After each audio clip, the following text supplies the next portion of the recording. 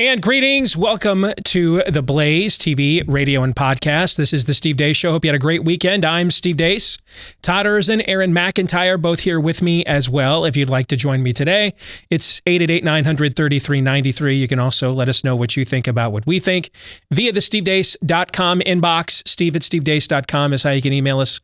Like us on Facebook. Follow us on Twitter at Steve Deace Show. Over on Parler at Steve Deace. Check out our new YouTube channel at youtube.com/Steve Deace as well. And the last name is Deace. Don't forget my new book drops on December the 15th. Still time to get your pre-order in if you would like. For A Nefarious Carol, it is the sequel, the novella sequel to my 2016 book, A Nefarious Plot, which we are now turning into a movie. And you can go to Amazon.com and get your pre-order today. I want to thank all of you that have done that already to contribute to my kids' Christmas fund. Hopefully, when you get the book and read it, you'll think it was a worthwhile investment on your end. Still time for you to get yours in as well. If you want to learn more about the book or get your pre-order, just check out my Amazon.com page. Just search for me there or A Nefarious Carol there, and it will pop right up. We have a jam-packed show lined up for you today. Next hour, it's our Monday Town Hall. It's our monthly Facebook Ask Me Anything edition. By now, you know the drill. I give you the invitation for the questions on my Facebook page. I don't read any of your questions. Todd blindly selects, meaning keeps me in the blind about the questions he picks that we will be answering on the show. We do it each month, and it's usually the last Monday of the month, and we'll be doing that here coming up next hour. At the bottom of the hour, our good friend Bob Vanderplotz from The Family Leader will join us to give his take on where things stand with the election with 8 days to go. But before we get to all of that, we begin, as we usually do, with Aaron's rundown of what happened while we were away.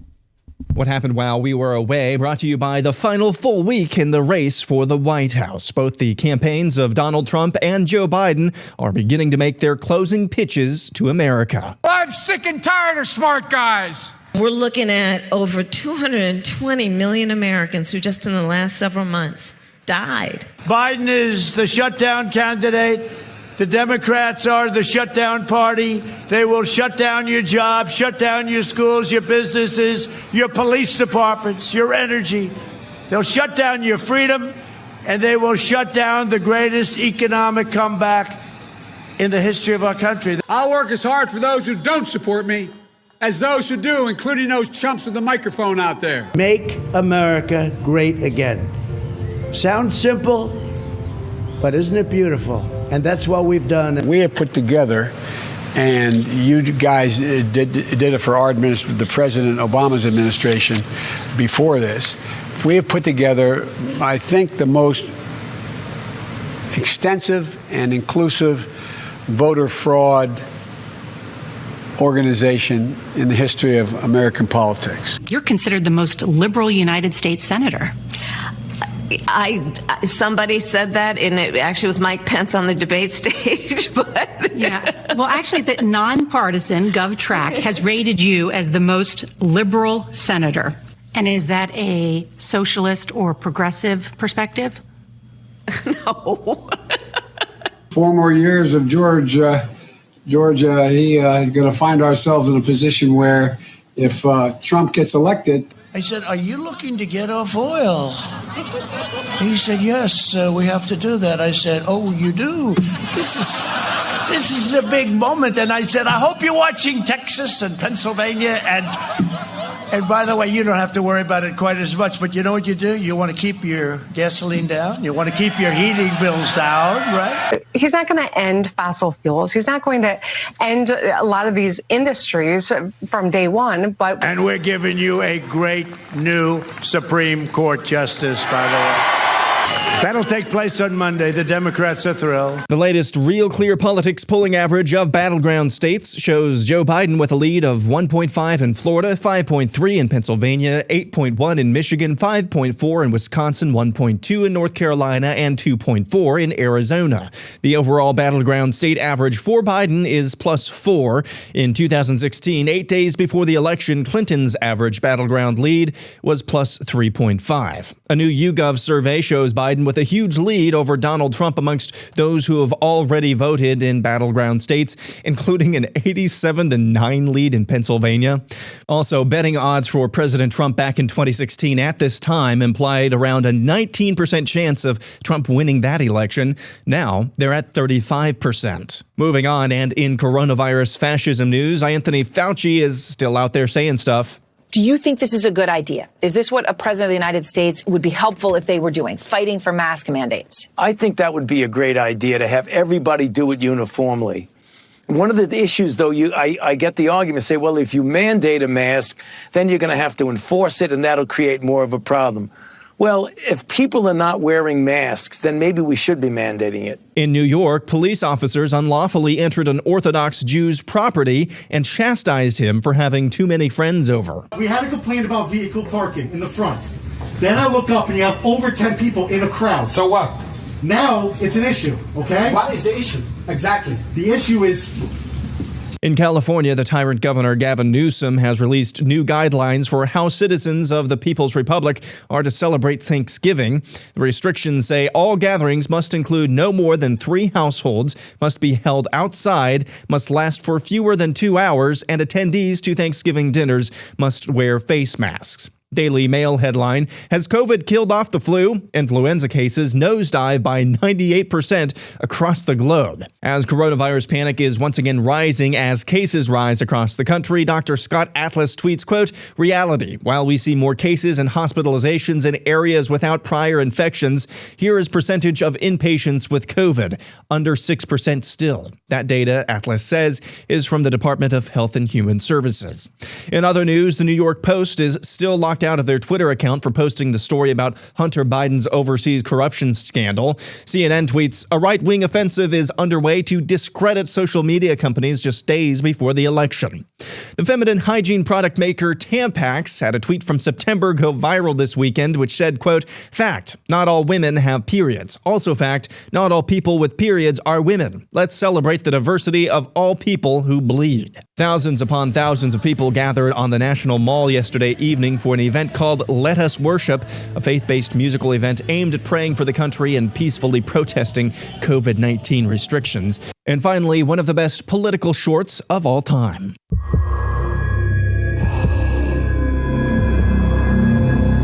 Trick or treat! What do we have here? Spooky, spooky, spooky. Creepy. It's creepy Uncle Joe. Oh, it's funny. It's Joe.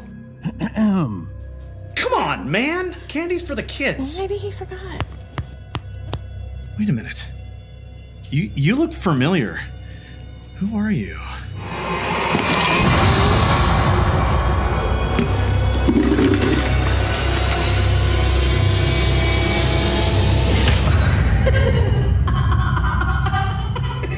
Are we gonna let her get away with this? She took everything. And that's what happened while we were away. You know, much of what we are trying to stop in this election is actually funded by corporate America. You've heard me talk about before. That is the biggest change that's happened in our electoral politics since I was a kid, is we've seen corporate America go from right of center to largely not taking a position out of fear of angering either side, to now much of it aggressively funds and promotes the most leftist of left-wing agendas. So when you have a chance to do business with somebody that shares your values and won't demand that you take a substandard product in the process, take full advantage of it. And one area where you can do that is with our friends over at Patriot Mobile. They share your values. They'll never charge you hidden fees. And unlike Big Mobile, they don't send your hard-earned money to organizations that think we ought to be determined by whether we bleed or not. That's how human beings should be classified, bleeders. Does everything that leftists redefine sound worse after they redefine them? Everything. Switching is easy. Keep your phone number, bring your own phone, or buy a new one. And right now, when you join their family of freedom-loving Americans, you'll get a free activation plus a free gift with the offer code STEVE. And hey, veterans and first responders, you save even more. So make the switch today.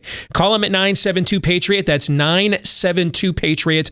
Or use that promo code STEVE when you visit the website, patriotmobile.com/Steve. That's patriotmobile.com/Steve. In the overtime today, I put out a tweet this morning on what I think are the best case scenarios for conservatives in this election. And that is the best case scenario is that Trump wins next week. And then spacebar, spacebar, spacebar, spacebar, spacebar. Second best scenario, then if Trump loses, a complete and total GOP wipeout. Wipeout. Chloroform, we are terraforming. Best, probably can't get to another party. That's the closest possibility we have. Just wipe them out. And I'll get into why I think that, and then the panel can agree or disagree. That's coming up in the overtime today. At blazetv.com/Deace, and when you use the promo code Steve, by the way, when you go to Blaze TV to sign up, use the promo code Steve, you'll get the biggest discount we've ever offered between now and the election. $30 off an annual subscription. It'll cost you less than $6 a day, because we cannot guarantee any longer that you're just going to freely be able to see our stuff without joining the family and the network here. Just given what we're seeing right now, we can't guarantee that. And if they're censoring us this much to get to a Biden presidency, how do you think they're going to treat us after one gets underway? So that's why we want to give you the biggest incentive we ever have to join with us right now. BlazeTV.com, use the promo code Steve to sign up. If you're not yet a subscriber, cheapest discount we've ever offered, less than $6 a month. Promo code Steve at BlazeTV.com. If you're already a Blaze TV subscriber, go to BlazeTV.com/Deace, and you'll get the overtime after we record it on demand following today's show. So let's get to Aaron's montage, and there's a lot of election stuff in there. And I want to go to the YouGov poll that Aaron pointed out from my tweet that shows Joe Biden has a fairly substantial lead in the early voting there. And Donald Trump has 9% of the early vote. 9. That's not true. 100%. Bet my life on it, my kids' lives on it. 100% that's not true. Because it cannot be true. Any more than it's true that I'm the last son of Krypton. It cannot be true. First of all, so he's got 300% more support among early voters in Michigan and Wisconsin than Pennsylvania. That's obviously not true. Number two, Pennsylvania is the most contested state in this year's election cycle. More time, energy, money going to be spent there than any other state probably. Could very well be the decisive state in the Electoral College. And the number one reason we are seeing these record numbers now, we've gone up to, last I've seen is 60 million people have voted early. The number one reason we're seeing these record numbers in the early voting is because Republicans are voting in record numbers in the early voting. I mean, you know this, if you're a Republican living in the state of Pennsylvania, can you guarantee you're going to be able to vote in person? Given who your governor is, given whatever your state health director is, whatever that is, I don't know. Insane would be the word I would use. And so you're seeing the most aggressive push to vote early by Republicans ever. There's no way Trump has 9% of the early vote there in Pennsylvania. And if he did, then the YouGov poll saying that Biden's only going to win that state by 8, he's going to win it by 28, 28, 38. In fact, if 1 week before the election, if Donald Trump only has 9% of the early voting in Pennsylvania right now, if you're a Trump voter who has yet to vote in Pennsylvania, don't bother. It's pointless exercise. Which is exactly, I believe, the point of a poll like that. I want to make this clear what I'm about to say once more, because I saw this on my Facebook page this morning. Again. So I apparently cannot issue this disclaimer enough. I am not arguing or debating for the next few minutes whether Donald Trump or Joe Biden is going to win the election. That's a separate conversation. I am talking about the models that are being shoved down our throats. And here is why this is so important. And what I'm about to say next, I think is, and I think we've said a lot of vitally important things on this show for the last year. We went way out on a limb questioning these models on the virus and got proven right. And now we're doing so with the election. Here's why here's why this is important. And it's one of the most important things I think I have said all year long, what I'm about to say next.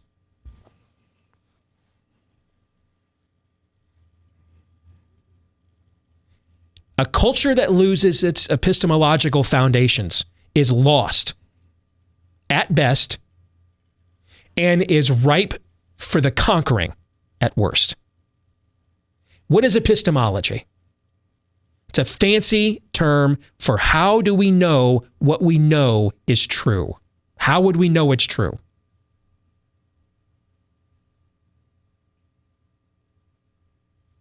It has been now 6 months, folks.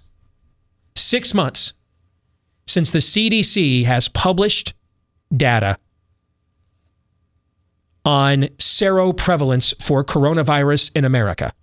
Their last, well, they actually published it in July. They just did the studies in April, mid to late April. Now, we are told this is supposedly the worst pandemic since the Spanish flu. I was listening to a sports show today where the host was talking about trying to figure out how to heat his garage and the outside so that he could actually watch a football game with his family this year. That's the only place where they could properly social distance. We're being told, don't have people over for Thanksgiving.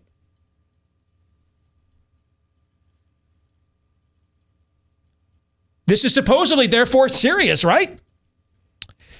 Don't you think you'd want to know who has antibodies and who doesn't? It's like one of the most important things to know in a pandemic. Because you need to know. How comprehensive has it spread? I don't know what the infection fatality rate for a pandemic is if I don't know the seroprevalence. I don't know what it is. And there's probably nothing more important to know about a pandemic other than the cure than the infection fatality rate. And we don't know what it is. In the most advanced civilization in the history of this species, we still cannot say on October 26th, what is the infection fatality rate for coronavirus in America? We still don't know because we don't have standardized antibody studies. And the CDC, as far as we know, hasn't done any in 6 months. And maybe they've done them and just not published them. Why wouldn't they do that?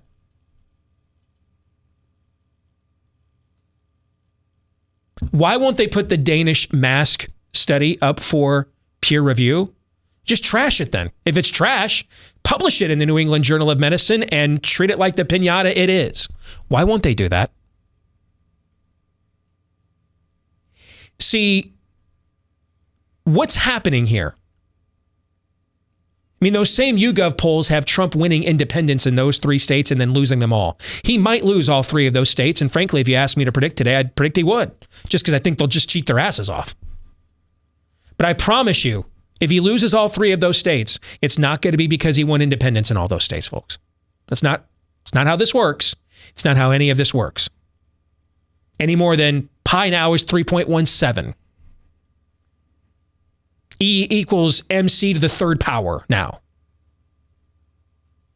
Water is now HTC. And it certainly seems like we've been smoking a lot of that recently. If you think Donald Trump only has 9% of the early vote in the state of Pennsylvania, then you have smoked crack recently with Hunter Biden. Or you're just a liar. It's one or the other. So you have to understand, much of the news we are given today about what to do with the problems that confront us is based on one of two things. What do the polls say? What do the models say? And do the polls feedback loop the models, or do the models feedback loop the polls? Yes. Does the dog wag its tail, or does the tail wag the dog? Yes. Because this is really just about having a monopoly on the free flow of information.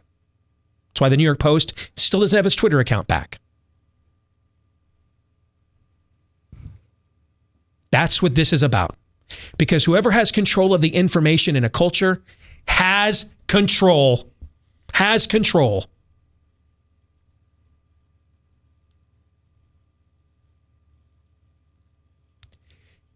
We did everything we did with this virus back in March because of these models.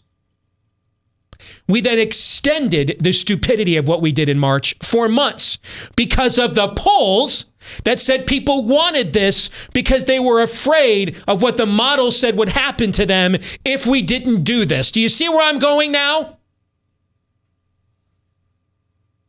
And it took how many months of people living this out in real time?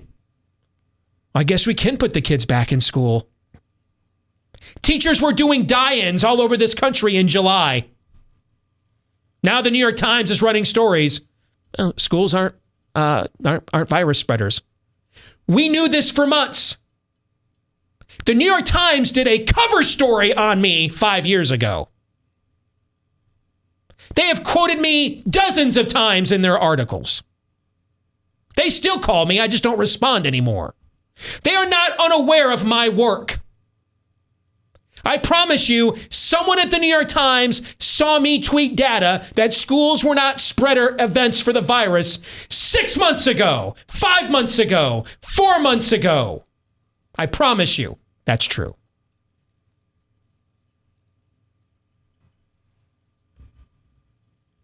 The same thing is happening right now.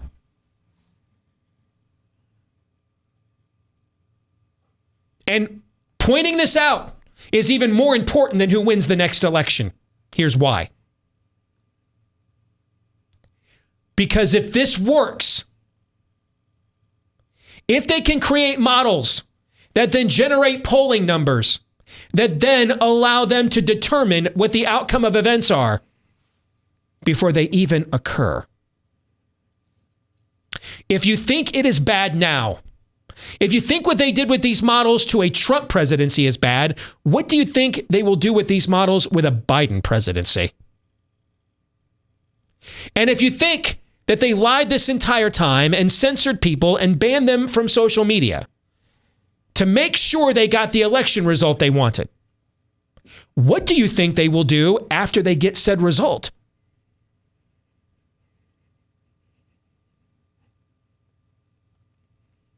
That's what's at stake here. This is a hell of a lot bigger than Donald Trump or the next election.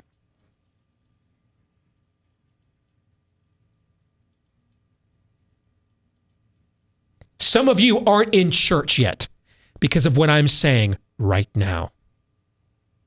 And if they used these models and then these polls to shut your churches down physically,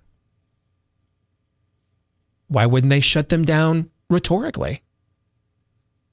You know, it turns out the models say that there's an increase in deaths amongst a certain subsect of society if you preach this message openly in the community. And then we shared that knowledge with the American people, and the polls showed us that 75% of them don't want you to teach blankety blank anymore from your pulpits, or that that's a sin. So we just can't have that. It's a danger to the public. The models and polls say so, don't you know?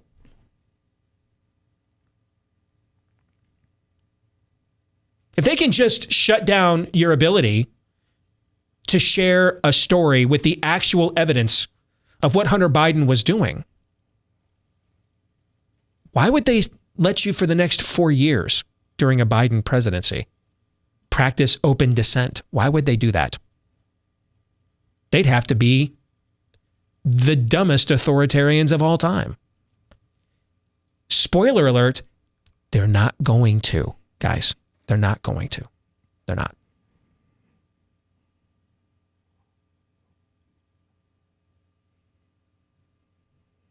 That's what's at stake here. That's why I keep exposing these models. They're bad. At best, there's something else at worst. I got a message from our good friend Daniel Horowitz this morning. A tweet from one of these Rubio GOP consultants who hates Trump, too smart by a half guy. And he was looking at where the Real Clear Politics polling average was 8 days before the election. And in how accurate it turned out to be, and how, therefore, Trump needs a lot more than a polling error to win, he said. I wrote back to Daniel, it's totally and completely irrelevant. Number one, his most recent example, Hillary Clinton, proves the fallacy of his entire assertion. Yeah, it was very accurate, as I've pointed out for the last 4 years. It was very accurate about what Hillary Clinton ended up with in the popular vote, correct? Yeah. She's been president for the last 4 years. She has not. So it doesn't even matter from the outset then, does it? Imagine this was a normal year. We didn't have all the models and everything else that we have exposed for the last 9 months on this show, right? Even in a normal year, what he published was a fallacy because the most recent example he is citing disproves his premise. It's a dumb take. It's stupid. Here's how smart I am by pointing out I'm dumb. I mean, look how accurate it was about Hillary. She lost, dude. Because we don't have a national popular vote, bro.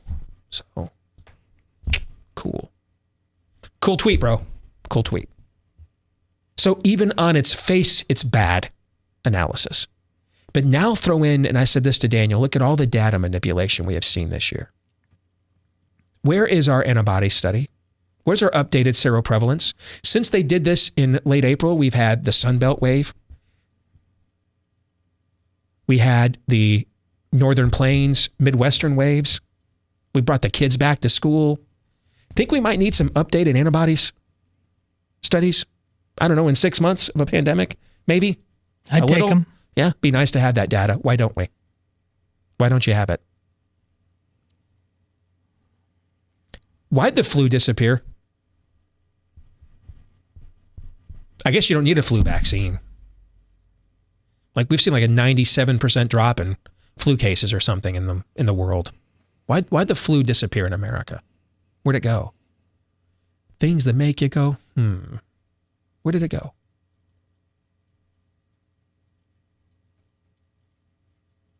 Now, the level of data manipulation we have seen, frankly, it's satanic.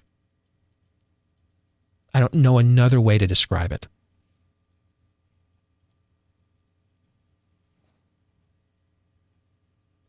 Now, that's a separate question about whether I think he will win or not. We'll get into that more with Bob Vanderplotz in a few minutes. But do not believe this data, because it's not data. It's propaganda.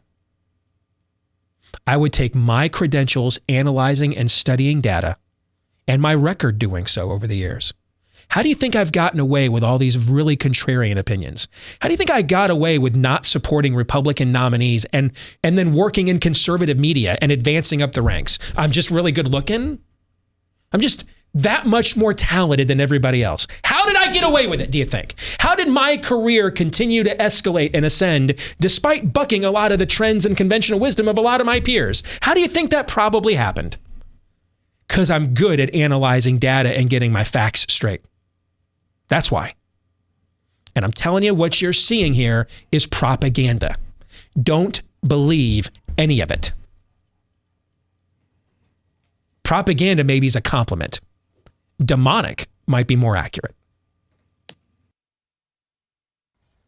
I think we all know that both big tech and big government have the desire to silence dissent in common. So let's say you're a proud gun owner. You want to talk on social media about the right to keep and bear arms.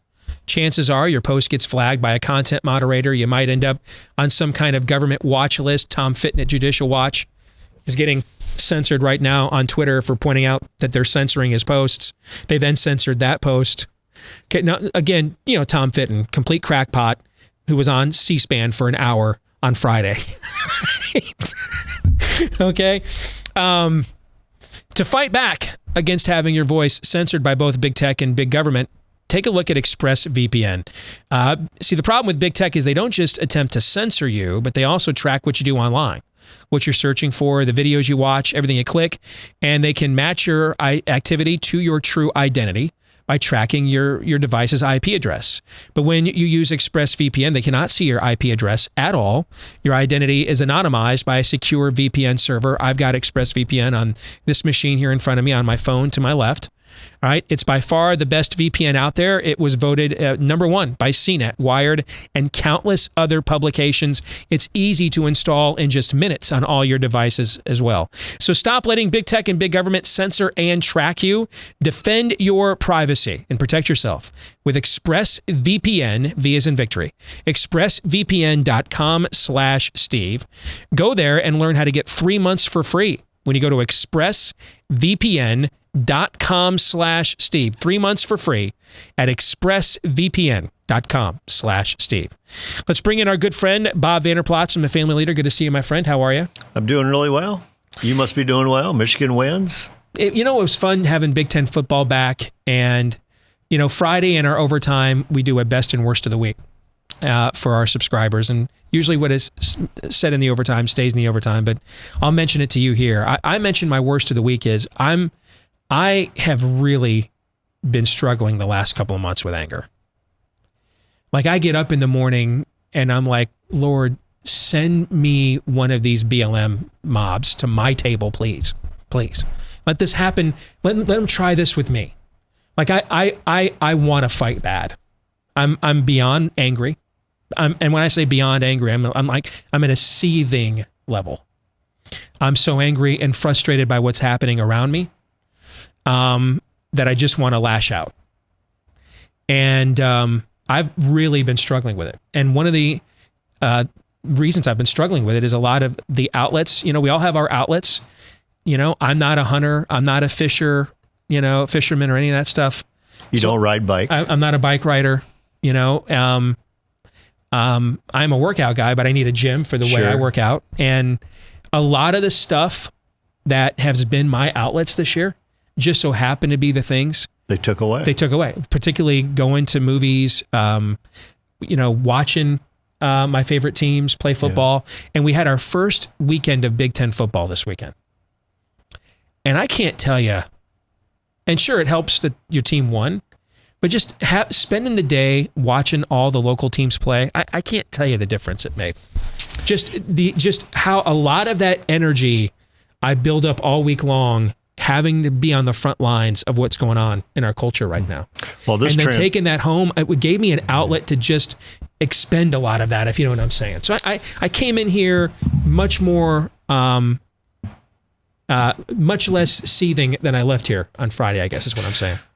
I was going to say this transparent expression of that explains some of our phone calls that we've had. So I don't want to get into a counseling session here. Yeah. But you are right. There's some normalcy back. Even though the stadiums are empty and all that, there just seemed to be some normalcy and a little bit of I even care a little bit about college football. Like the NBA basketball, yeah, they played. I didn't care. And I'm a basketball fan. Right. I just did not care who's playing type thing. But yeah, there's some normalcy back, and that's a good thing. So I want to get your take on something we're going to discuss in the overtime today. And then I want to get your take on what you see as the environment in the final week here of the election. All right. So I want to ask you this because I shouldn't say I know. I'm assuming you're going to disagree with me. Get out of here. And I want the audience to hear a different take. Okay, because they're going to hear mine plenty because my name's on the show. In my opinion, I think the best case scenario for conservatives in this election is for Trump to win. Now, what do I think is the second best scenario? Well, I think that one is number one by like light years. Okay. To quote Kermit the Frog, spacebar, spacebar, spacebar, but I'm going to throw in 2 more space bars because that's how much I think that is by far the best case scenario. I think we're going to fight nonprofits like yours, platforms like BlazeTV are going to fight to exist, I believe, in the next 4 years. Or to practically exist, meaning maybe they don't come after your 501c3 or anything of that nature, or they don't sick the FCC on the ability for the Blaze to produce Blaze TV, but they come after us in a secondary way that they make it really difficult for your donors to stay anonymous if they want to. They make it very difficult for our content to reach anybody in the conduits that are primarily accessed in this day and age. So we're largely just talking to ourselves, right? It's a shunning, but it's a way that I think they will come after us. The second best scenario, I think it's way behind the first, all right? But the second best scenario is, to me, if Trump loses, then just a total GOP wipeout. Just chloroform the party. Get us the closest we can get to starting a third party.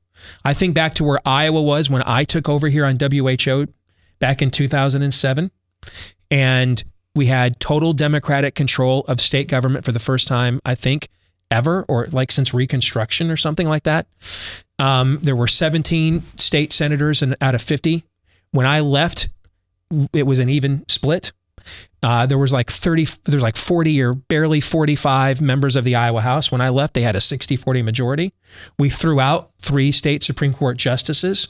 We had the highest volume turnout for primaries ever. We saw 10 incumbents lose primaries in the years that I was on the air, which was the highest amount like that had ever happened in the Republican Party, meaning that level of wipeout gave the grassroots a chance to assert itself. For you to do things like win that judicial retention election, to build up the prominence of an organization like this, the environment was there because the wipeout freed us up to be honest with ourselves. Okay. The reality is, I think there's no point to Lindsey Graham being in the United States Senate if you don't have a President Trump. What good? First of all, what good has he been with him? Not much. So now he's going to subpoena the tech giants, but after the election when it doesn't matter. So to me, that this party was worthless before Trump, which is why a guy like Trump won the nomination in the first place. I think most people recognize this. So I think the next best scenario is that we just wipe these people out. Just wipe them out and give us a chance over the next few years. And then also give the American people, hey, if mean tweets are what's going to cause you to go Gulag Archipelago, cool. Then take the whole black snake moan all the way down the throat, man. All the way down, every last freaking inch. Make them swallow it all. Don't stand in the way whatsoever. As a parent, sometimes you just have to get out of the way and let your children suffer the consequences for their actions. And so if mean tweets mean Marxism, mean tweets mean face burkas on your 3-year-olds' faces for the next few years, unless you find a way to win in court, then by golly, choke on it all. That's my position. Yeah, well, what you're saying is that sometimes what's best for you isn't always what you want. Mm-hmm. And if you're thinking, well, that's what's best for you, because what we saw in Iowa, when you go back to that time frame, which I remember it very, very well, is that once in the minority, guess what? People got a lot more conservative. They started yelling and screaming, and because when you're in the minority, you can be as bolster and vocal as you want, because you know what? They're not going to pass it anyhow, but you got a lot more conservative. And because of that, all of a sudden the numbers went up, and all of a sudden good things started to happen in Iowa. I do agree with that. Trump winning, yeah, I really believe it's a big deal. And you know what happens a week from tomorrow, I still don't know. I think Trump's got the momentum, but I would definitely say Trump winning's a big deal. If Trump loses, I see where you're going with that. I would still take a Senate that would be at least a check and balance. What makes you think they would? Because one is that they lost the presidency and Pelosi's got the House. Now you're going to say, well, look at the past 4 years with Trump. They didn't do that. I'm going to say, look at the past couple 25. Since the contract with America, it's been for 25 years. I'm going to say actually look at the last 25 years. So my thing, Steve, would be is that I do know, this is a little bit like Hillary Clinton, is did in 2016 when I voted for Trump, did I believe Trump was going to be the president he is today and that he'd follow through on all those promises? No. I was hoping he would do some of that. I didn't think he'd do all of that. But what I did know is I knew Hillary was going to do it. I think it might be a good emotional risk. I don't think it's a good logical risk to say, you know what, I'll take my bet with Schumer and with Pelosi and with Biden and Harris and let them run shop for a while. Because what the Republicans didn't do, what they should have done, I guarantee you the Democrats will. Yeah, but so in my opinion, I'm going to finish. Okay. In my opinion, I think it's a fool's errand to even give a hint to your audience that the Senate doesn't matter. It does matter. But you know what else matters? You, the people, matter. Hold your senators in check. Tell them to do their job. But I'm telling you what, you say, let them run carte blanche. That's a good thing. Then why the heck do I need Trump? To let the whole thing, because you know what? Nobody's perfect. So let them run carte blanche. I'm saying we're going to stand in the gap, and if Trump gets elected, great. Then have a Senate that can hold him in check as well at times. But you know what? If he doesn't win, I think you want a U.S. Senate. And if you don't, let's hope we can come back in 4 years and say, you know what? I think we can win. The fact is, all of a sudden you get the District of Columbia, you get Texas going blue, you get a lot of other things. It might be the world that we predicted for a long time that's coming your way. See, I don't disagree with that. First of all, that's why I wanted to ask you this question, because I knew you'd have a different take, so I wanted our audience to hear it. I think that Trump is the only reason those things are not happening. Everything good that has occurred in the last 4 years was never going to happen without him. And I'm dude, go back in a DeLorean and find Steve Deace at this time 4 years ago and tell him he was going to be saying these things. Oh, I would have totally never guessed get it. But I react to what happens in real time. I live by data. So I would argue that I'm actually making a very logical assertion. I watched these guys vote over 50 times to repeal Obamacare, then given total power to do so and didn't do it. All right. This is a pro-amnesty party. It was heading and trending heavily in that direction. It was trying to actually depose people who were anti-amnesty as racists. Remember the way the Rubio people went after Heritage Foundation as xenophobes. Okay. Who stopped that angle from happening? Trump. Okay, this was a pro-China, pro-corporatist party. Who stopped that happening? Trump. The reality is anything good that happens would not have happened without him.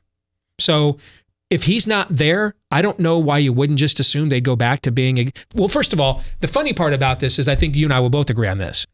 The whole point of this argument is largely moot, because if Trump wins, there's no way there's going to be, or loses, there's no way there's going to be a Republican Senate, right? Right. So, I mean, if Trump loses, that means Cory Gardner gone. That means Joni Ernst is gone.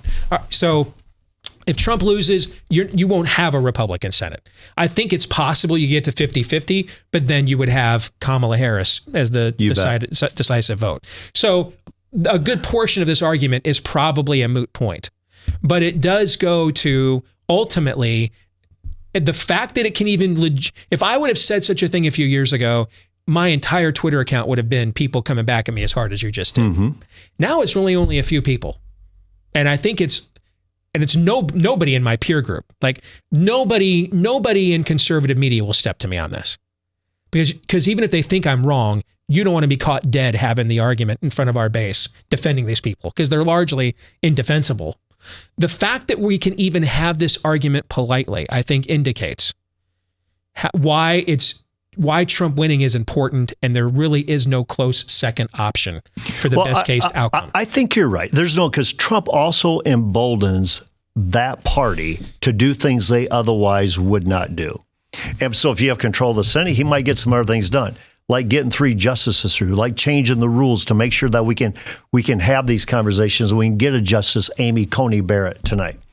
I think the big thing is that if Trump loses, and say you lose the Senate, is what does the new version of Republicans come to be? Because they're going to say, look what Trump did, and because Trump did this, we didn't secure the White House again in re-election, and we lost a U.S. Senate. Does that mean they come out and they go, we got to be more like them? That's exactly. Well, you know what, they're going to do that.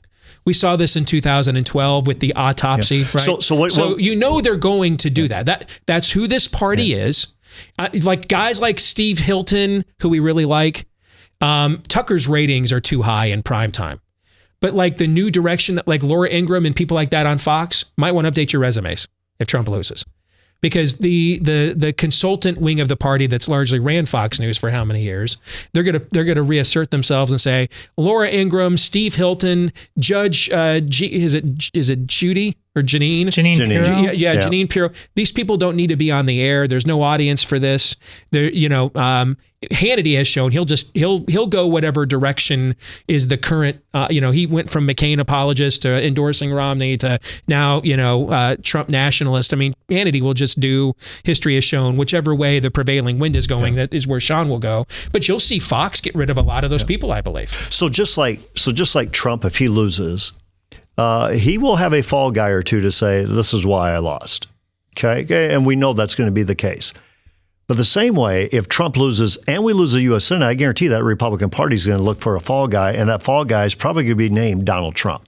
Like, if we wouldn't have done this, if we wouldn't have done that, so what I'm saying is that what's the new version going to look like? Well, and if it of gets course, restarted.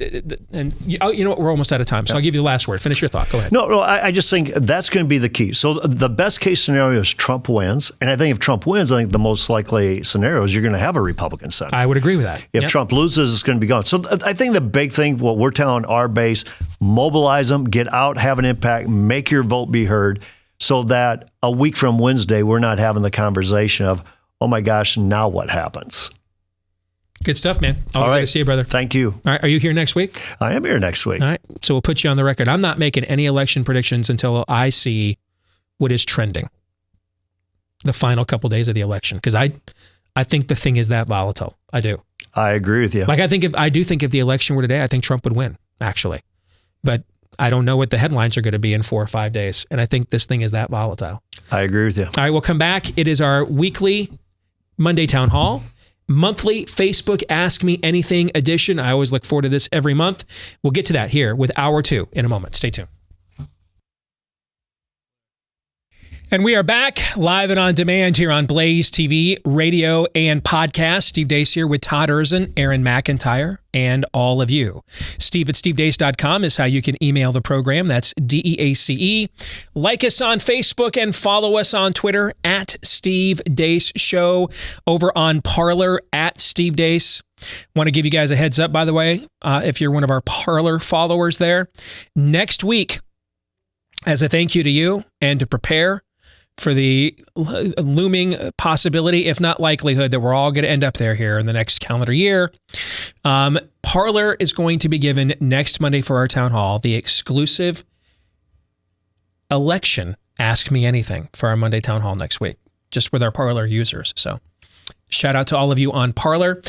Check out our new YouTube channel until they shut that down. I'm guessing youtube.com/Steve Deace is where you can go for that as well.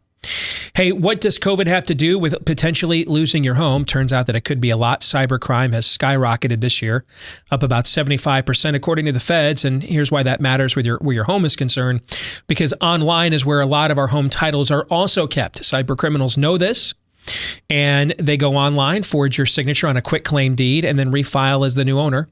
And before you know it, they are liquidating your asset. They're taking advantage of your equity, taking out loans on your home.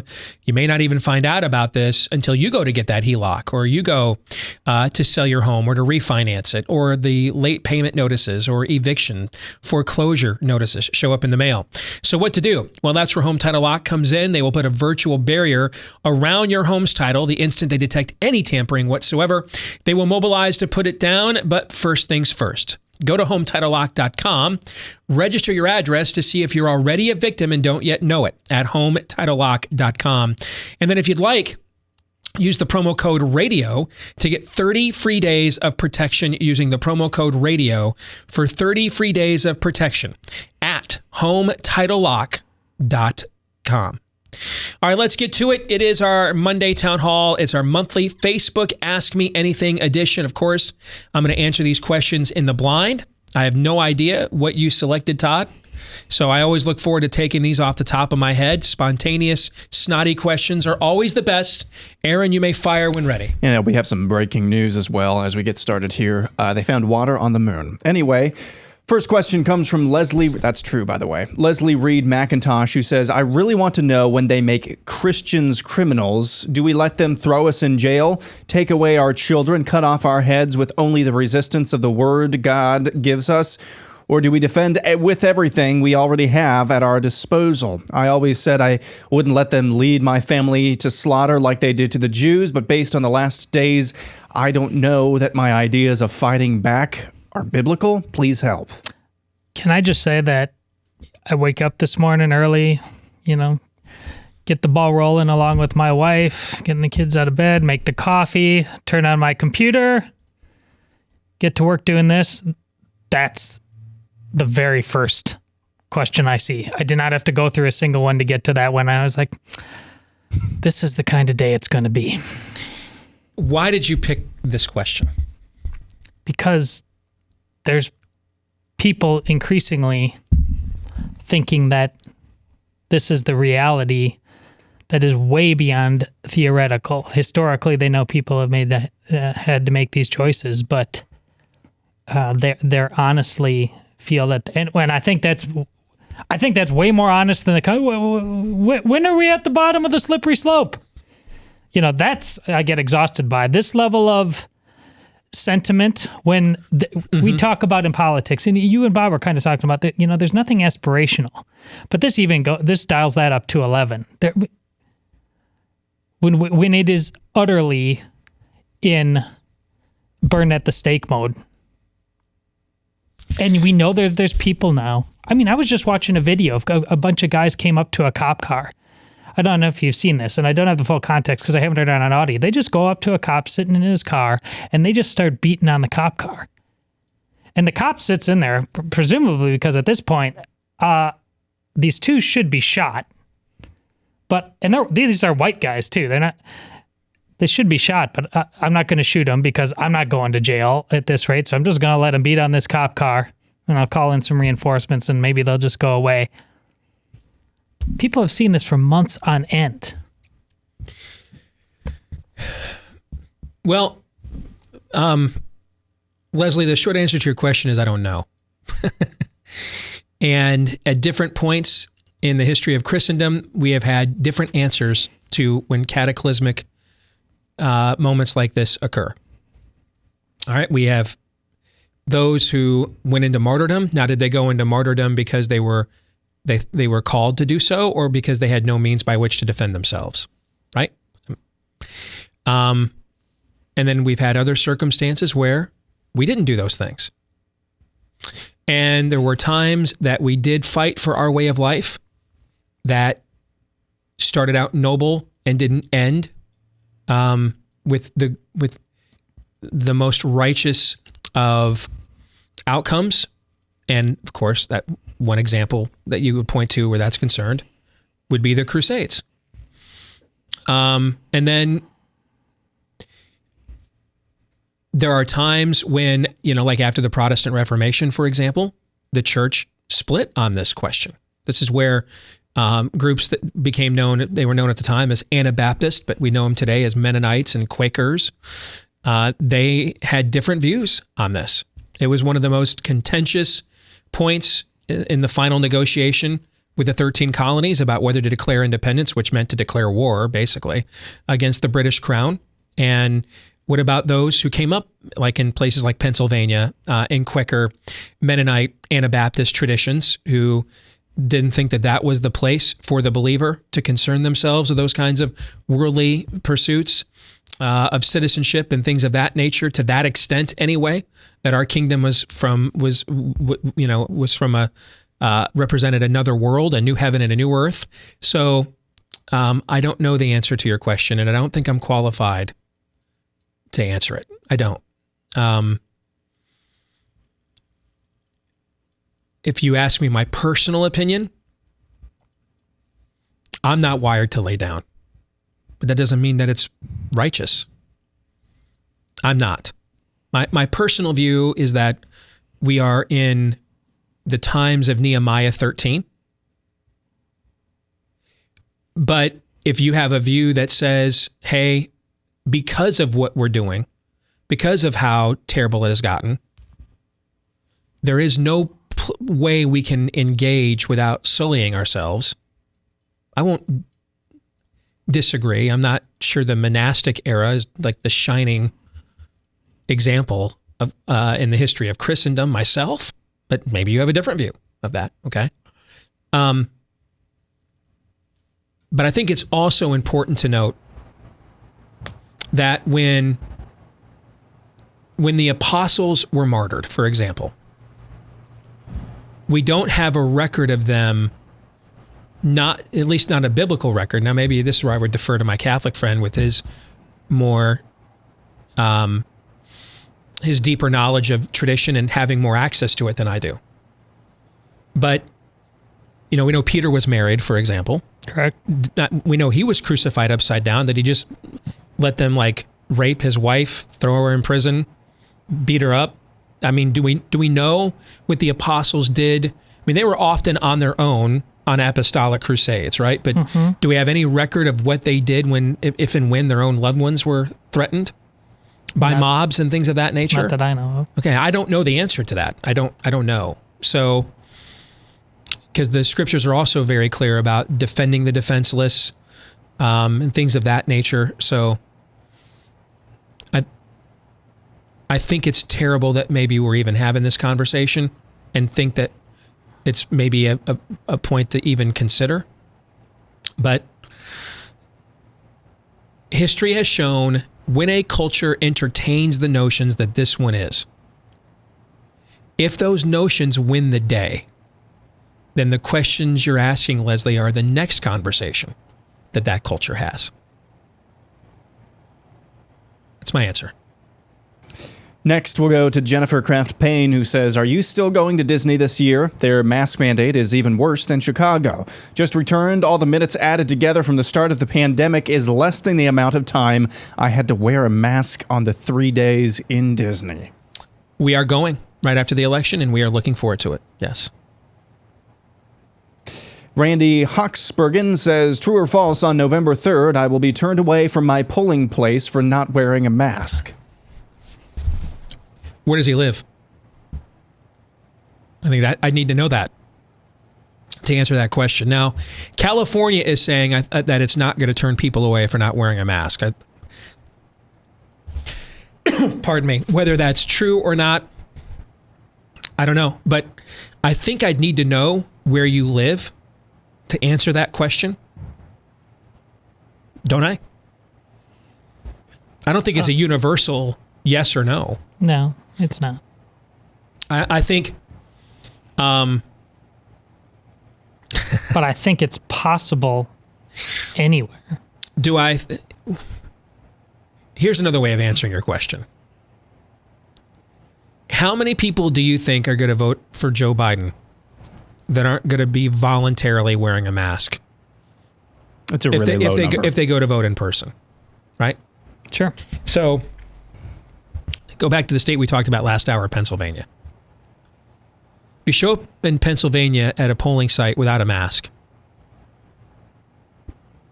That's probably a lean on how you're voting, right? I mean, if I'm going to cheat anyway, now you've just given me an excuse to not count your vote, not let you vote. Well, we got to wear masks here. It's not safe. Look at these long lines, these masses of people. So, you played yourself. It would be a way of revealing your vote. The fact, again, though, that we're even having this conversation is why entertaining Leslie's question from the outset is not premature. Because this is the big fear that I have, is that the spirit of the age propelling the American left can't stop, won't stop. And that we largely, except for voting Republican or listening to Rush or Glenn or Mark and buying our books, we've largely not done anything substantive to push back on it for how many years, right? Yeah. Those were our answers. Just buy another great book by those guys or listen to their shows or vote GOP, right? Yeah. And other than that, we haven't, and then we just trusted the people that we would vote for would push back on them. They never did.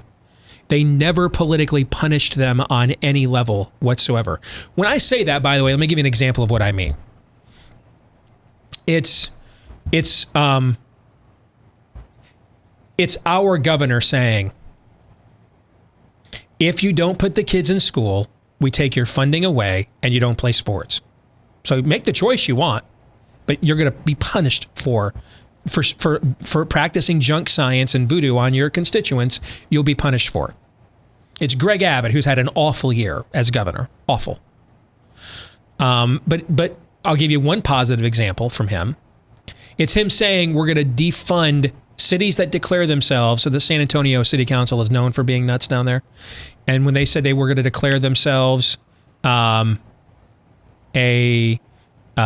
sanctuary city, he said, cool, you can do that. I'll just make sure all of your property tax levies, revenues, aren't distributed to the city of San Antonio. So enjoy your illegals, but we're not subsidizing that. That's what I mean. There must be punishment. See, when we elect a bunch of Republicans, but then they don't punish our opponents, nobody learns a lesson without punishment. There's no Resurrection Sunday without Good Friday. There has to be a cost. And all these years, we've elected all these Republicans, and there was really no cost to leftists if they won. Every now and then, there would be affirmative action on policies that leftists don't agree with. But when did they undo the stuff that the leftists had already done? See what I'm saying? Mm-hmm. So maybe we slowed the rate of growth of the left. But did they ever take a hit? Did they go back? Did they lose the progress that they had gained? No, on nothing. And in recent history, when we thought it was near inevitable, Obamacare. Yes. I mean, right?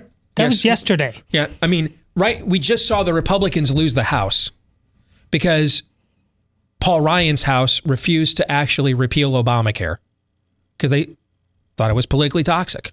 They ended up losing 40 House seats. And now we've turned Obamacare into a positive campaign issue, where now Trump has to go on a long, winding explanation. We're only repealing the individual mandate. All the other things will remain. Obamacare decimated the Democratic Party, folks. They lost over 1,000 elected offices after enacting Obamacare nationwide. It decimated them. When Trump took over in January of 2017, there were the lowest number of Democrats in elected office in America since before the Great Depression. Obamacare decimated the Democratic Party. Now they feel safe to just run on it and discuss it openly. I mean, Joe Biden said in the last debate, my healthcare plan is Obamacare with the public option. Do you remember the public option? The point of the public option was to destabilize the health insurance industry, to have government offer a cheaper option than the market could bear. So then companies would just say, well, hey, just go buy the public option on your own. I'm not providing you health insurance anymore. That was the point of it. And everybody knew it, and they couldn't get Obamacare passed, even with Democrats. They had 60 Democrats in the Senate. Filibuster-proof majority in the Senate. They couldn't get Obamacare passed with the public option because everybody knew that it meant getting rid of private health insurance by having government compete directly with private health insurance carriers in the marketplace. Well, when your competition can print their own money, change the coverages by law, can you win that competition? No. Because can a private corporation print their own money, change by law what it's mandated to cover and not? Of course not. So they couldn't get Obamacare passed with the public option, even with an overwhelming majority of Democrats. Now Joe Biden, 10 years later, is running for president on my healthcare plan is the one that cost my party 1,000 elected officials. And plus the public option that not even Obama could get through a 60 filibuster-proof Democratic Senate. They just run on it openly now. This goes to the argument I was having with Bob last hour that we're going to have in the overtime.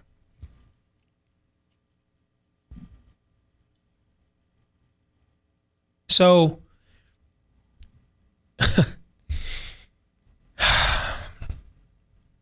I forgot where we were because we went on the Obamacare rabbit trail. But we don't, when we win elections, the other side, what was the conversation we just had? If they win, subscribe to BlazeTV now. Who knows if you'll be able to watch, we'll be able to link to it on Facebook in 6 months or a year, right? Mm-hmm. Any fear of that if Trump wins? Like anybody that's like a reader of the Young Turks or watches them on YouTube, do they think that if Trump wins, they won't be on YouTube anymore? Think that? No. Don't have any concern about that. That's what I mean. The other side's never been punished for losing an election. And so therefore, they've never been incentivized to not go there. Not go there. So they're just going to willfully go there. And that, now I'm reminded of what I was talking about. That's my fear, is since they've never been punished for losing an election, only delayed, they can just go there with impunity. And we have largely put up with it, but they're now pushing us to a place where we can't. It's not that I won't, I can't. You're just, I can't live the way you want me to live. So I guess I've got a gun. Let's roll. I can't live the way you demand me to live. Yeah. Yes. I can't live the way you're demanding me to live. Teach my kids there aren't women, only bleeders. I can't live that way. I can't do it. And I guess voting doesn't matter, even if you count my vote now. But I do own a gun. And everybody who thinks like me owns guns. So see out front. That's my fear. And I think we're heading there, guys. And I'm worried about that. Up next, Mendy Wax says, after what went on here in New York City this weekend, I'm more convinced that we are in a semi-hot civil war. The other side isn't interested in reconciliation. They're only interested in destroying our side. As someone who is planning to leave the state where I've lived my entire life, do we just write it off, or is there a point to moving to a more conservative part of the state? Or as conservatives, do we try to swell the ranks of the red states and completely upset the current legislative structure based on current state populations? Imagine New York losing 2 to 3 House seats and Florida or Texas gaining, etc. I think you're far better off. And if Trump loses, we're getting ahead of ourselves. This is one of the conversations I'm planning on us having if Trump loses. That there's no point really to a swing state. And hey, I guess if we can all work from home now, like COVID taught us, right? Get up and move. There comes a point in time where you kick the dust off your sandals and move on, where you flee to Petra. Get out of a state like New York. Move to a state like South Dakota. Create a dozen or so states that are hard right. High gun ownership, and you're essentially a wedge against where these leftists want to take us. It is simply not realistic in the demographics of New York. Anytime soon, you're going to be able to overcome those. It's just not realistic.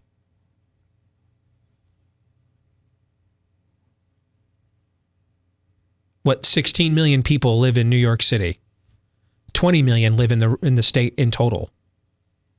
Which means if you don't live within one of those 5 boroughs, your voice is largely irrelevant. And then if you do, you're just outnumbered. I mean, their last 2 candidates for mayor were a former member of the Sandinistas, who's the current mayor, and I believe a lesbian. I think those were their 2 finalists for the last mayoral election they had. Get out. There's no point to living there. Move on. Kick the dust off your sandals and move on to the next town. Don't just sit there and beat the drum over and over again. They've made their choices. It ain't like Andrew Cuomo's hiding it. This isn't like the 80s or 90s. They're just like openly giving each other standing ovations now for passing bills in their legislature, killing babies at live birth. Out. Get out. What are you doing there? I don't understand. There's like nowhere else to work, nowhere else to live. And I know we got friends, like our friend Shannon. Get the hell out. What are you doing there? Don't have hospitals in South Dakota. You're a doctor. You're a lawyer. Nobody needs a lawyer in South Dakota. Nobody needs one in Iowa. Really? I think we have to seriously contemplate that. Because here's the other problem we have.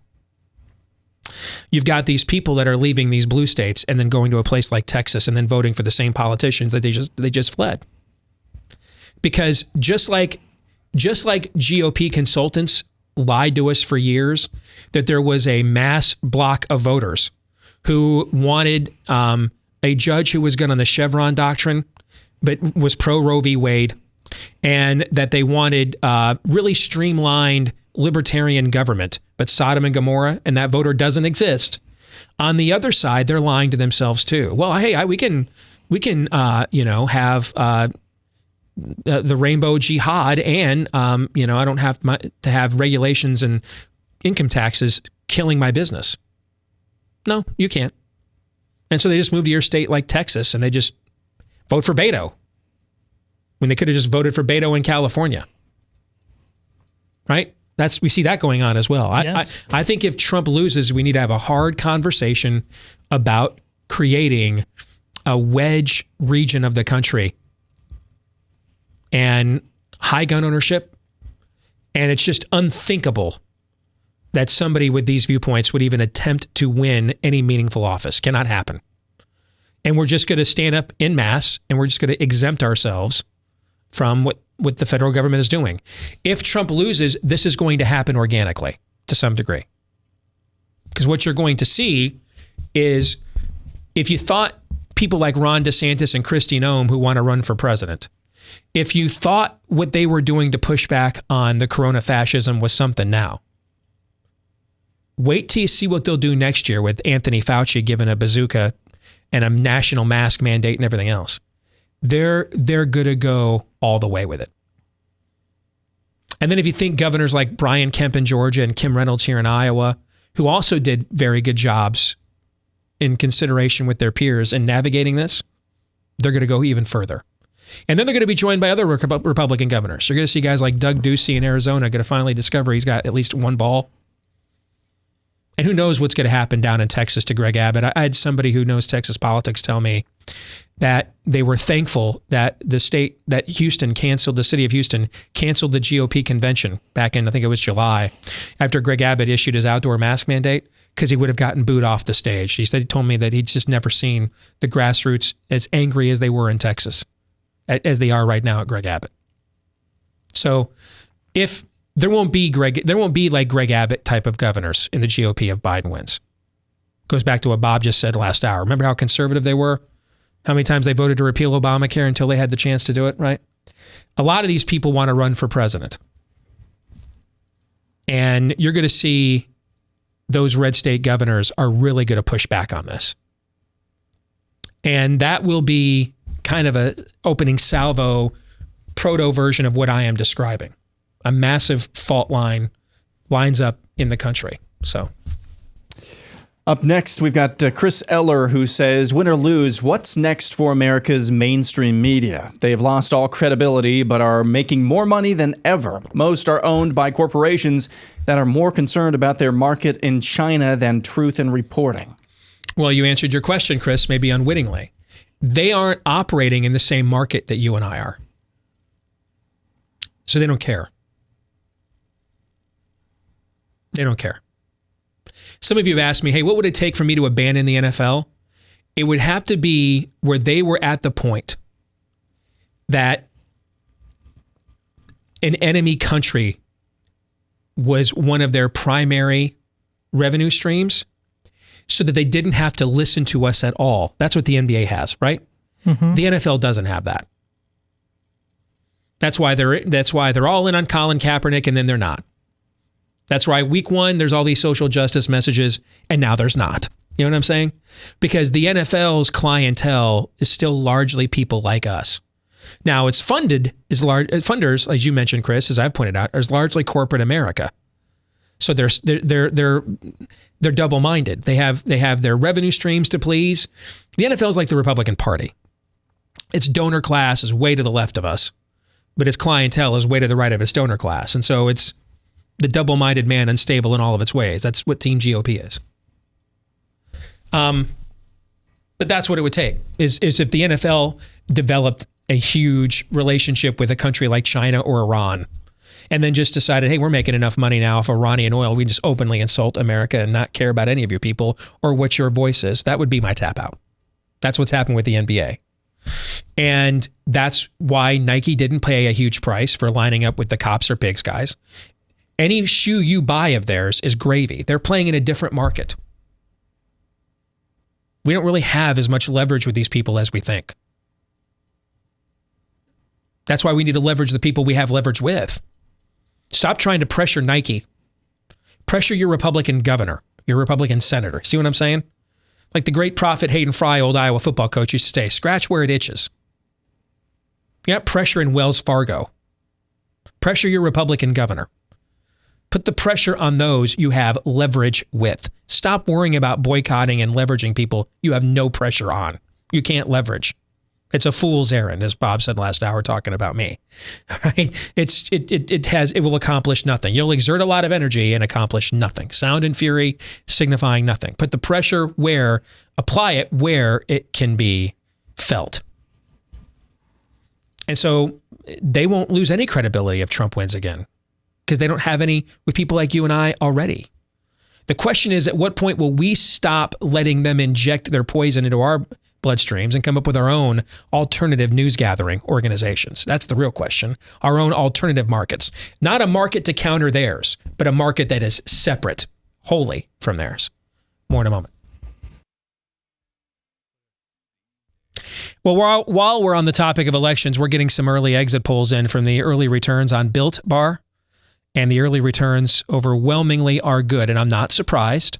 The reason why I'm enthusiastically endorsing this product after having put down a good deal of money on buying about a half dozen boxes even before they came on board is because I've tried it, and it's one of the best products I've come into contact with in the past few years. All the protein you're looking for, all the taste you're looking for, all the chocolate you're looking for, but without all that sugar, all those calories, and the chalky aftertaste and then the tummy issues afterwards. None of that with Built Bar. Over 18 flavors, all covered in chocolate, wide variety of flavors, and they all absolutely taste great. Trust me, you will not regret this. All right, this is an outstanding snack. It's an outstanding meal, food, etc. I'm just a huge fan of Built Bar. So I want to make you a fan.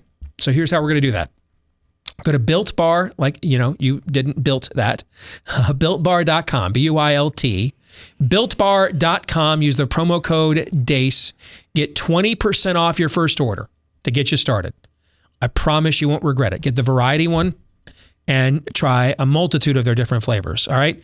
Promo code DACE for 20% off your first box. Only place you can get them. At BuiltBar.com. Best protein bar ever invented.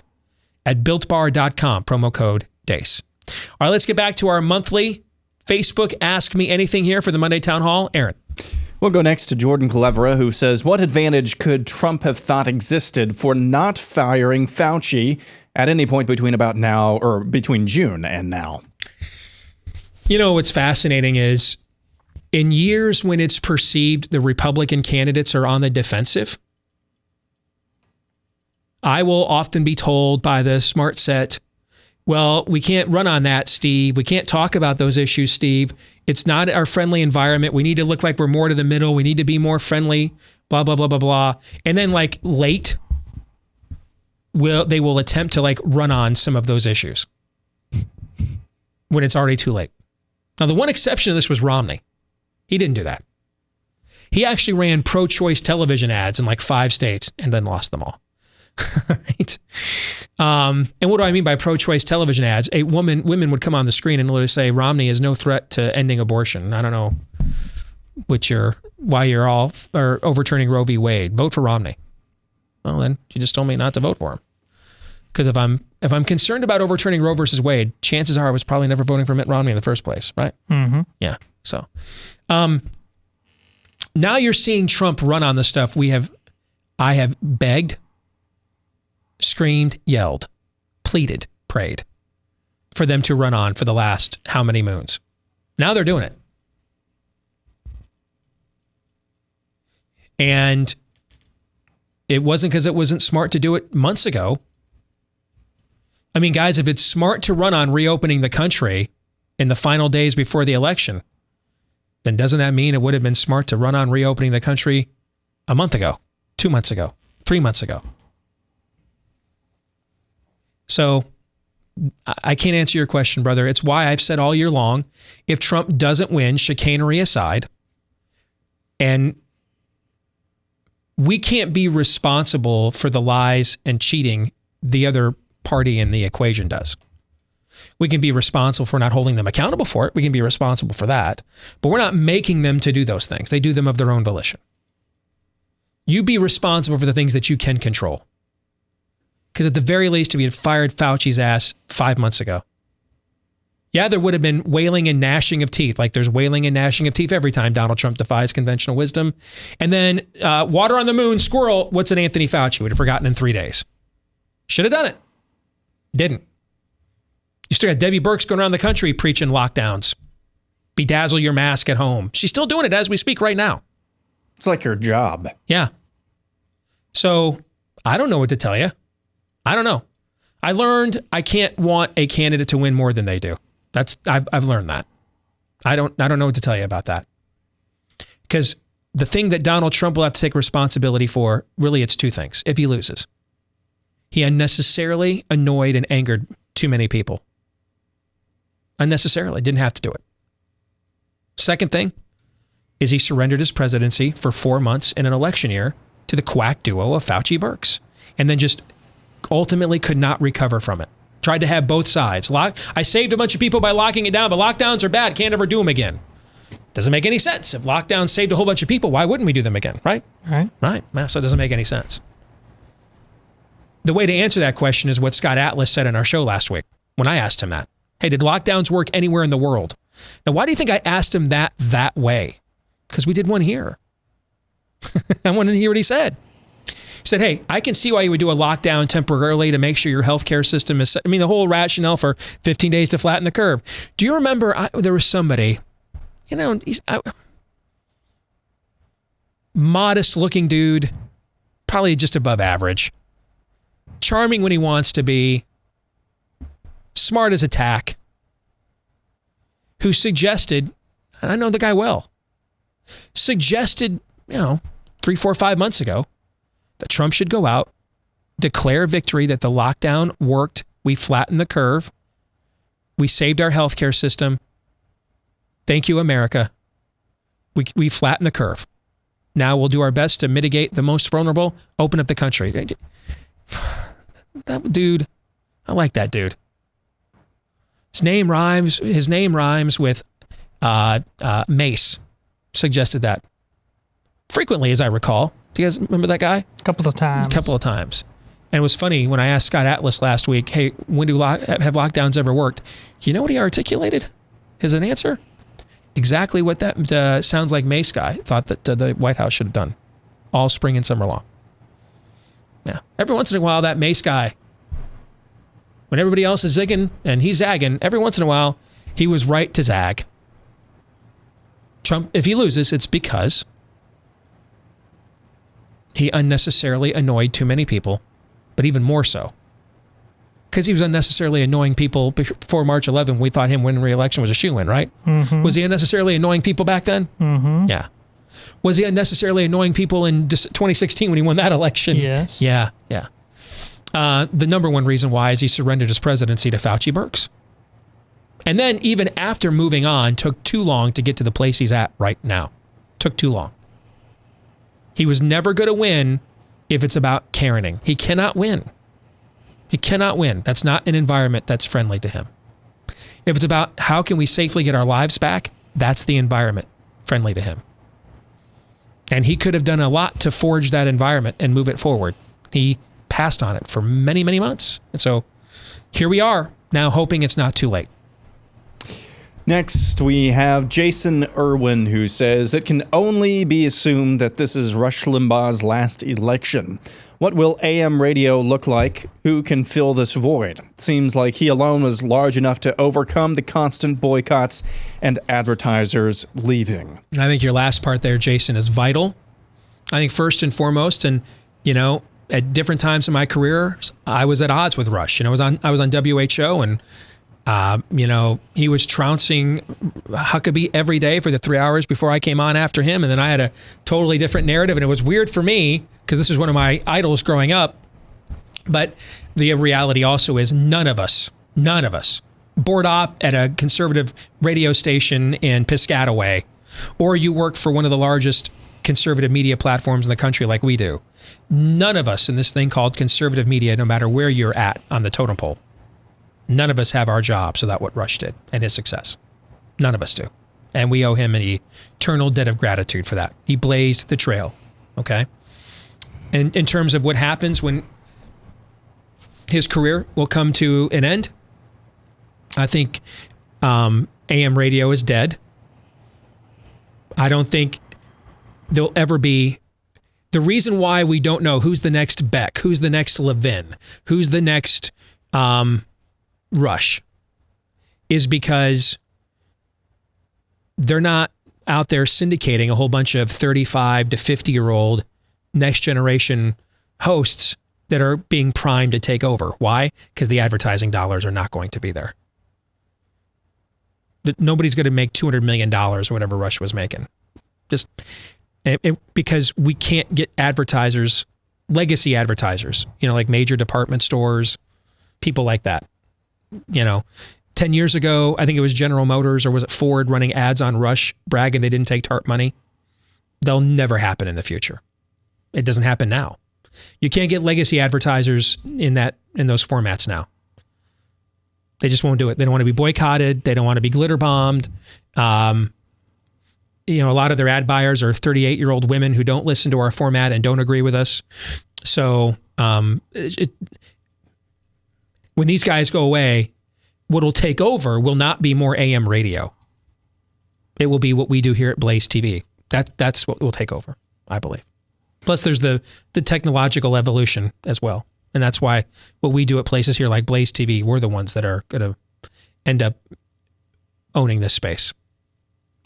Next, Bill says Van Jones has come out during the last week of the election and says publicly that Trump has done good stuff for the black community, that there's a side to Trump that he doesn't get enough credit for. Jones goes on to list Trump's accomplishments. Jones continues and details how he observed Trump treat African-American people well in the White House, and that Trump even embraced formerly incarcerated individuals. Several days later, Charlemagne the God, who Biden absurdly accused him of not being black if he didn't vote for him, has come out and said some blacks support Trump because he's actually talking to them. Okay. Is there a question that he wants to ask about Trying that? to see if I cut off the... There's one sentence on the end. It just says, how do you analyze? What does it mean? What it means, first of all, Van Jones, I think, is a conscientious guy. Now, he's a communist, okay? But I think he's actually a conscientious individual. I think he's a critical thinker to some degree, okay? I think he strives for... I've been on panels with him on CNN. I think he strives for some level of intellectual honesty. I don't believe Van Jones is a hack. Meaning I don't think he is intentionally spewing propaganda. I just think he believes a different religion than I do. Does that make sense? Yes. But I think he's a fairly honest broker from an intellectual honesty standpoint. I don't know anything about Charlemagne the God. The first time I heard the name was when Joe Biden told him he ain't black. I'd never heard the word or the name until that. So I can't speak to him. But in general, I remember a monologue Tavis Smiley gave on BET many, many years ago about comparing black voters with white evangelicals in the Republican Party. You guys, why do we vote so loyally with these people and get nothing in return? And give Trump credit. He has made more of an effort. He's made 100 times more of a sincere effort, even with things I don't agree with, but to reach the black community than any major Republican figure in my entire lifetime. And it's encouraging that he is making some headway there, if for no other reason that it shows that maybe there's a way to still reach people that we actually have a lot more in common with when you get beyond the partisan divide, that we have a lot more in common with than a lot of the, frankly, people like us have a lot more in common probably in the way we view the world and how to raise our kids than people listening to Charlemagne the God, than probably a lot of our neighbors in our lily white suburbs, to be brutally honest with you. So if maybe there's some encouragement there. Matthew Hall is our final question. If the election results in a Trump win, do you see any major shakeups within the face of the Democrat Party? Will Pelosi lose her current power? Will the party shift even more to the left, embracing others like AOC? This is a great question, and this is one of the things I think that's important in this election. I don't think there's any way you're seeing the Democratic Party move right on anything. Never happening. They have completely given themselves over to the spirit of the age. They are the vehicle of the spirit of the age. They're its proxy, its platform. So what that means, therefore, is they're going to probably need, even with all the media advantages they have, they're going to need candidates as talented and charismatic as Barack Obama to win moving forward, if they can't pull this one off. And I look at their bench and I don't see who that is right now. So this could be a setback for a cycle or two if they're defeated this November, because they're going to need excellent messengers, because they're outside the mainstream of most of America on most of the issues. So they really need this. The old axiom I've said for years: when elections are about issues, Republicans win. When they're about personalities, Democrats win. That's going to be even more true if Democrats lose in November next week. They really need these guys to be rock stars now, because they're just that far outside the mainstream on every issue. And this isn't a party right now that has a lot of rock stars. I mean, Gavin Newsom's about 3 minutes away from going to court with Walt Disney. They don't have a lot of rock stars right now. Andrew Cuomo is getting discredited by the Associated Press. They're on the same team, guys. So and here's the thing. If Biden wins, then a bunch of people who couldn't win an election if their face was on the ballot are now going to get to run the country as if it was. That's something else to keep in mind. Biden is a Trojan horse. They wheel him through the city gate. You let him in. It's Uncle Joe. He's friendly. Close the gate behind him, and then they open the door, and out come the radicals. That's the plan. A whole bunch of radicals that could not win a national election if it was their face and their brand on the ballot. You know, we do a lot of cool and fun things for our pets these days. One of the things we need to make sure we do, though, provide them the proper nutrients. That's where Rough Greens comes in, because a lot of the foods we pay for at the store and get for our pets these days, stripped of a lot of those nutrients and vitamins, minerals, antioxidants, probiotics, so that they'll have a long shelf life at the store. They won't spoil. That's why we as humans buy so many supplements today. It's why your dog could use a good supplement, and that's where Rough Greens comes in. It's not a new dog food. It's a premium dog food supplement. You sprinkle it in with the food your pet already loves, and apparently they're going to love it more, because that's what happens with our dog Cap. But it comes with all the cool stuff your dog needs too. And they want to make this as easy as possible for you to see if you don't see a difference in your dog in 2 weeks or less with Rough Greens. So they offer you the Jumpstart bag today for just $14.95. Start the process for just $14.95, less than $15 to see if this doesn't do a big thing in helping your dog's quality of life. When you go to roughgreens.com/blaze, RUFF is how it is spelled, for roughgreens.com/blaze. That's going to do it for today's show. We're going to stick around and debate the proposition that I entered into about the best case scenarios for conservatives this election. We will do that in the overtime today. For the rest of you, have a great day. See you tomorrow here on Blaze TV radio and podcast. Until then, John 3:17.